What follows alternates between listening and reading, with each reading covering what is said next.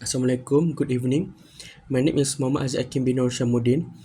Today, me and my group will present to you on how to solve a problem that we received for our assignment under the course Linear Algebra 1. My group consists of Muhammad SHAHRUL RIDHWAN JIHAN bin SHAHRUL, Muhammad Adam bin ABDULLAH ZAWAWI, and MUAZ bin SUHAIRI. To answer the first question, we are going to find the cubic polynomial that passes through four given points: -1, -1, 0, 1, 1, 3, and 4, -1. This process involves several steps, including understanding what a cubic polynomial is, setting up a system of equations, and solving for the coefficient. Okay, so what is cubic polynomial? A cubic polynomial is a polynomial with a degree of 3. It has the general form of px equal to x to the power of 3 plus bx to the power of 2 plus cx plus d. Where a, b, c, and d are constant, we need to determine. To find the cubic polynomial, we must determine the value of a, b, c, and d so that the polynomial passes through the 4 points. This means that when we substitute the x coordinates of our points into the polynomial, the result should equal the corresponding y coordinates. For the first coordinate, where x is -1, we can substitute it into the general form of the cubic polynomial, from which we will get -a plus b minus c plus d equals to -1. Repeat the same process on the other coordinates, which gives us d equals to 1 for coordinate 0, 1, a plus b plus c plus d equals to 3 for coordinate 1, 3, and 64a plus 16b plus 4c plus d equals to -1 for coordinate 4, -1. We now have the following system of linear equations, which can be used to find the cubic polynomial that passes through the 4 points. We will name these equations 1, 2, 3, and 4. To obtain the constant b, we can add the first and third equations. Since we know that d equals to 1, we can substitute this value into the equation, which gives us b equals to 0.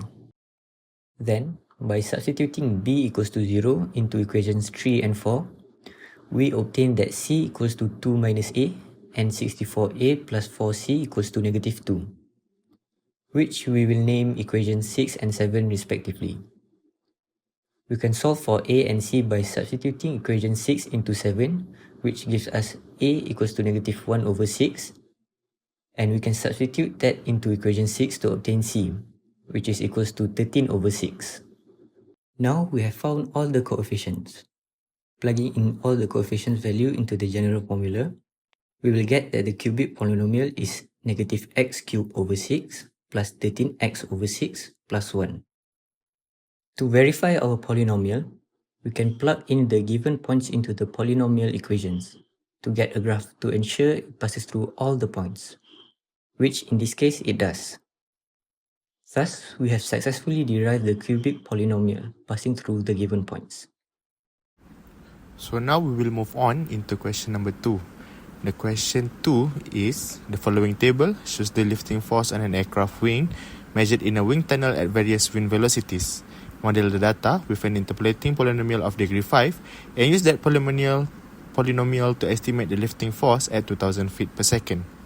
So provided for us is also a table containing the velocity of the wing at 1000 feet per second and also the lifting force at 1000 pound.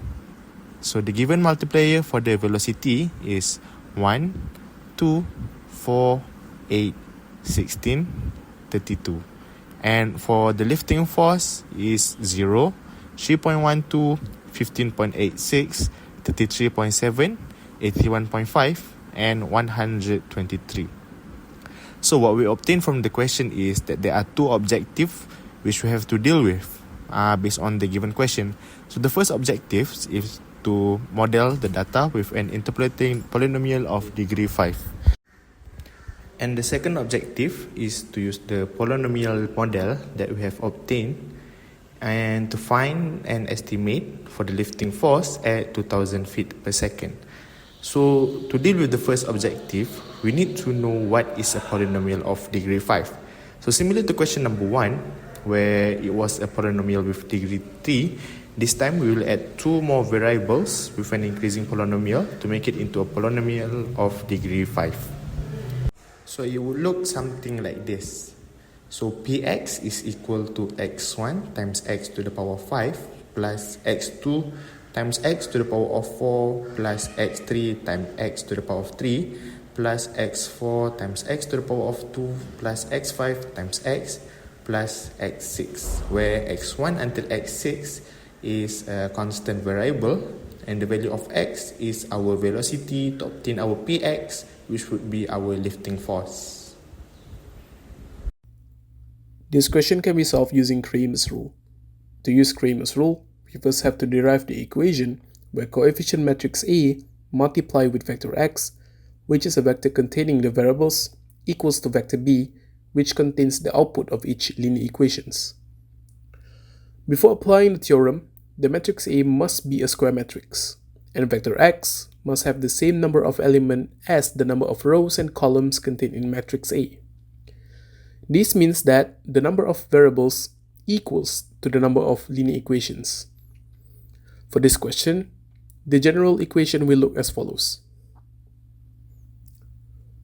To solve for each of the variables, Cramer's rule states that for any variable x subscript I, which I equals to 1, 2, and so on, is equals to the determinant of A subscript I divided by the determinant of matrix A. To find determinant of A subscript I, we first have to find the matrix of A subscript I. This can be done by substituting the ith column of matrix A to the values contained in vector B, which then the determinant for the new matrix can be calculated. Notice in the following example, to calculate determinant of A subscript 1, the first column is substituted by the values in vector B. Then, for the determinant of A subscript 2, the second column is substituted by the values in vector B.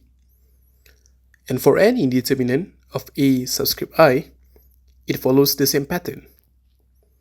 Dividing the determinants of the new matrices by the determinant of the original coefficient matrix A will be equal to the value of the variables in which their order are with respect to the corresponding column that was substituted in matrix A. Although this can be calculated manually, the process involves large numbers and tedious working. To ease the process of finding the variables and finding the lifting force at the velocity of 2000 feet per second, we had used our programming language to solve the question.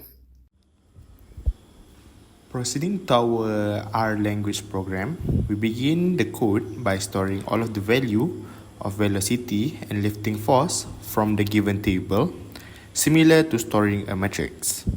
And then by using the poly command, we are able to generate the value of each unknown variable, which includes the variable x1, x2, x3, x4, x5, and also x6.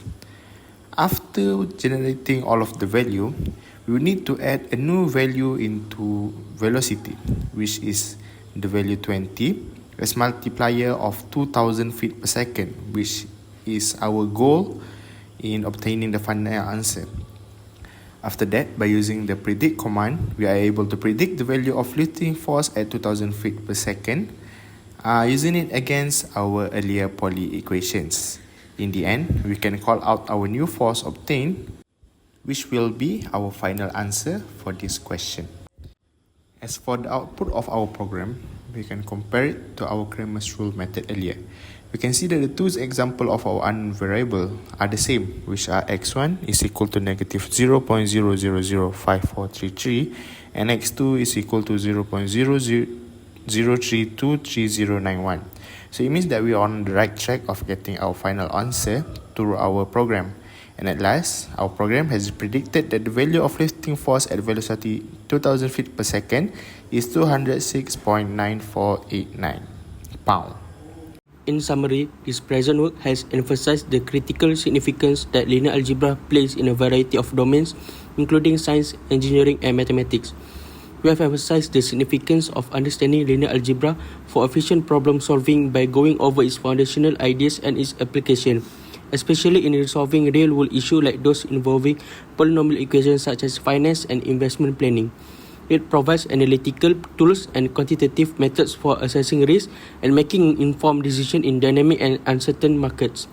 Whether it's managing personal finance or designing sophisticated investment strategies, the application of polynomial equation helps in navigate the complexity of the financial world and achieve the financial goal effectively. We have also shown flexibility and strength of linear algebra in solving challenging problems by applying coding techniques like R language and using tools like matrix, operation determinants, and math system of linear equation. Thus, this work is evidence of the value of linear algebra in solving difficult issues and expanding our comprehension of mathematical ideas in various settings.